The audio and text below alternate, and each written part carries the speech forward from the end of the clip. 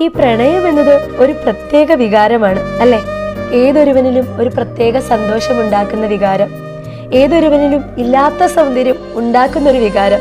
Casanova സിനിമയിൽ പറയുന്ന പോലെ വൃദ്ധനെ പോലും 16-കാരനാക്കുന്ന പ്രണയം. ഇന്ന് ലോക പ്രണയ ദിനം. ക്ലോഡിയസ് എന്ന് പറയുന്ന ചക്രവർത്തി റോം ഭരിച്ചിരുന്ന കാലത്ത് വാലന്റൈൻ എന്ന് പറയുന്ന ആളായിരുന്നു അവിടുത്തെ കത്തോലിക്ക സഭയുടെ ബിഷപ്പ്.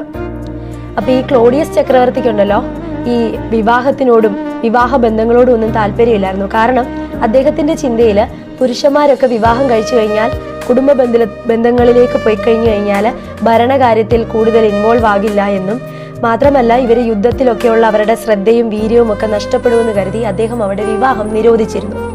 പക്ഷെ അവിടെ പരസ്പരം സ്നേഹിക്കുന്നവരുണ്ടെന്ന് മനസ്സിലാക്കിയ നമ്മുടെ ബിഷപ്പ് വാലന്റൈൻ രഹസ്യമായിട്ട് ചക്രവർത്തി അറിയാതെ അവിടെയുള്ളവരുടെ വിവാഹം നടത്തി കൊടുക്കുന്നുണ്ടായിരുന്നു. അങ്ങനെ രഹസ്യമായി ചെയ്യുന്ന എന്ത് കാര്യവും എപ്പോഴെങ്കിലും പരസ്യമാവുമല്ലോ. അങ്ങനെ എപ്പോഴൊക്കെയോ ചക്രവർത്തി ഇത് അറിയാനിടയായി. അങ്ങനെ നമ്മുടെ ബിഷപ്പ് വാലന്റൈനെ ജയിലിൽ അടയ്ക്കപ്പെടുകയും ചെയ്തു. ജയിലിൽ അടയ്ക്കപ്പെട്ട വാലന്റൈന് അവിടുത്തെ ജയിലറുടെ മകളുമായിട്ട് പ്രണയത്തിലായി. അവരൊരു അന്ധയായ സ്ത്രീയായിരുന്നു.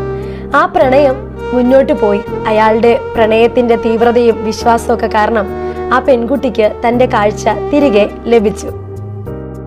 ഈ ഒരു കാര്യം അറിഞ്ഞിട്ടുള്ള നമ്മുടെ ക്ലോഡിയസ് ചക്രവർത്തി വാലന്റൈന്റെ തല വെട്ടാനായിട്ട് ആജ്ഞ നൽകുകയും തല കൊണ്ടുപോകും വഴി വാലന്റൈൻ തന്റെ പ്രണയിനിക്കായിട്ട് ഒരു കുറിപ്പ് എഴുതി വെക്കുന്നു, ഫ്രം മൈ വാലന്റൈൻ എന്ന് തുടങ്ങുന്ന രീതിയിൽ.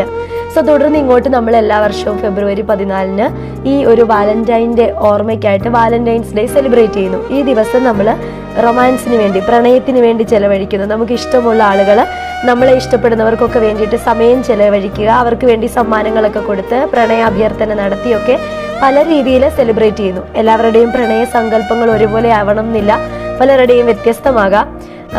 അയ്യോ, അതിനിടയ്ക്ക് ആരാ കരയുന്നേ? കരയണ്ടടാ, സിംഗിൾ ആണെന്ന് കരുതി നിങ്ങൾ കരയണ്ട.